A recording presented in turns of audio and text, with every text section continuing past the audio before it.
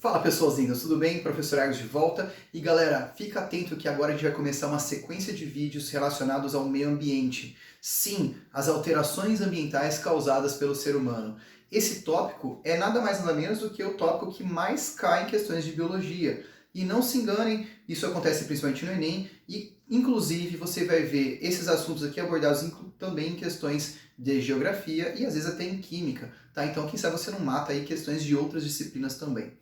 Tá? A gente vai começar a falar um assunto, então, que normalmente para você no seu livro, na sua apostila, vai estar como impactos ambientais, desequilíbrio ambiental ou relação homem ou ser humano no ambiente. Por quê? São as alterações ambientais causadas pela espécie humana, que a gente tanto discute e que cai aí, todo um professor de biologia sendo esse cara, o eco-xiita, né, o biodesagradável, tá bom? Por quê? Porque a gente consegue enxergar todas essas alterações e nem todo mundo consegue relacionar essas alterações como algo negativo. Bom, primeira coisa que eu queria que você soubesse é que as alterações ambientais elas estão sendo tão drásticas que diversos pesquisadores têm defendido que a gente deveria mudar o nome do nosso período de Holoceno para Antropoceno. Por quê? Porque agora a nossa pegada ecológica da humanidade ela é muito grande. E aí o que é essa tal de pegada ecológica? Pegada ecológica é o quanto, né, de impacto você ou sua família, ou sua cidade, ou seu país, ou seu planeta, né, sua comunidade no planeta todo aqui, a população humana no planeta, está causando de impacto. Vou deixar um link aqui na descrição do vídeo, que é um site que você pode clicar e lá você vai ver quantos planetas seriam necessários para abastecer uma população humana que fosse todo mundo com os mesmos hábitos que você tem. E me comenta aí, fala se seu impacto, se sua pegada ambiental foi muito alta ou não. Beleza? Deixa no comentário. Bom, dito isso, a gente está falando então que o ser humano, além de causar essas alterações tão drásticas a nível global, estamos também causando uma possível extinção em massa. Sim, na história do planeta tivemos 5 grandes extinções em massas registradas, a última foi dos dinossauros, e normalmente você imagina que a extinção em massa tem relação com um meteoro caindo na Terra e amanhã está todo mundo morto. Só que, na verdade, a extinção em massa ela tem relação com uma perda de biodiversidade muito grande num curto período de tempo, mas para um curto período de tempo em relação ao período geológico. E, querido, essas extinções em massa aconteceram aí de milhares a milhões de anos. Que é o quê? Para a gente, né, como indivíduo, parece um tempo muito longo, mas para um tempo geológico é um período muito curto. E nos últimos anos, tá? O ser humano aí já extinguiu mais de 40% de todos os animais do planeta. O ser humano já matou, eliminou mais de 40% dos animais do planeta. Olha como isso é pesado. Olha como a alteração que a gente está causando no planeta é extremamente, né, grave. E não se engane, você pensa assim, o que tem desaparecer um bichinho, etc. Né? Para você pode não ter nada, mas para outras pessoas pode ser um significado muito grande. E você está tirando isso de outras pessoas. Beleza? Bom, por que o ser humano causa essas alterações ambientais? Isso tem a ver com duas coisas. O nosso crescimento exacerbado como espécie e os nossos hábitos de vida.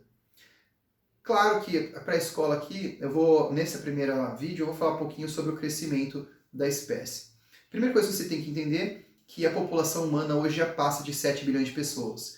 E população é aquilo que você pensou, né? Se eu perguntar qual é a população da sua cidade, você já pensou no número de pessoas que tem na sua cidade. Ou seja, você já fez a relação correta, que é o quê? É o número de indivíduos de uma mesma espécie que habitam o mesmo local ao mesmo tempo.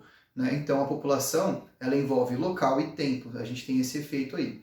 Tá? E o ser humano, com essa nossa superpopulação, uma população de mais de 7 bilhões de pessoas, precisa de 7 bilhões de pessoas com casa, 7 bilhões de pessoas com alimento, 7 bilhões de pessoas com recursos. Isso vai demandar, então, uma necessidade de espaço para essas pessoas ocuparem e também de recursos para essas pessoas utilizarem, seja na forma de alimento, seja na forma de lazer, seja na forma, né, o que for. Tá? E esse aumento da população humana tem relação com o avanço científico-tecnológico que anda de mão dada ali. A medicina anda de mão dada com a ciência e com a tecnologia. Pensa que, por volta de 200 anos atrás, mais ou menos, né, a gente tinha diversas mortes causadas por doenças hoje controladas. Quantos caras aí você não estudou em história, em literatura, em filosofia, que não morreram de sífilis, de tuberculose? Tá? Hoje são doenças controladas. Então, a descoberta dos antibióticos lá pelo Alexander Fleming, tá? Foi muito relevante, né? O primeiro antibiótico que foi a penicilina. A descoberta de como fazer vacinas, né? E prevenir doenças, extremamente relevante. Você está vendo agora, nessa pandemia, a necessidade de ter uma vacina para uma doença dessa que está lastrando a humanidade. Tá bom? Então isso provocou o aumento exponencial da população humana. Então vamos lá, a população ela cresce por quê? Porque você tem aqui nascimentos e imigração de indivíduos de um outro local para esse local dessa população. E a população diminui pelo número de mortes e a imigração. Como a gente está tratando do planeta inteiro, não tem imigração e emigração, pelo menos ainda, né? A gente só tem nascimento e morte. E a gente aumentou muito o número de nascimentos e diminuiu, né, porque a gente prorrogou muito o número de mortes, hoje com expectativas de vida aí de 70 anos, 80 anos, né, e até mais, dependendo do país. Com isso, a população humana ela consegue crescer muito mais próximo do que a gente chama de potencial biótico. O que é o potencial biótico? É aquele crescimento populacional ideal, em que o ambiente não impõe nenhuma restrição, não existe fator limitante para o crescimento daquela espécie. E aí, então ela vai ter um crescimento exponencial. E você tem um crescimento real. O que é esse crescimento real? É o seu potencial biótico menos, tá, essa resistência ambiental, que são os fatores ambientais que impedem o crescimento de uma espécie. Podem ser limitação de recursos como alimento, limitação de espaço, a competição, doenças, tá certo? Todos esses fatores. E como a gente consegue, pela nossa habilidade, né, pela nossa capacidade inventiva, driblar diversos fatores limitantes, o nosso crescimento vai ficando cada vez mais perto do potencial biótico, então aumentando cada vez mais, formando aí uma superpopulação. E essa superpopulação vai demandar recursos e vai demandar espaço, e com isso causando as extinções de espécies. Então vem comigo que eu vou falar para vocês agora as principais causas de extinção de espécie que vão ser temas dos próximos vídeos. A primeira delas aí é a alteração do uso do solo. Então você tem lá um ambiente que é natural e o ser humano altera aquelas condições ambientais. E querido, não se engane, todo ambiente natural é casa de alguém.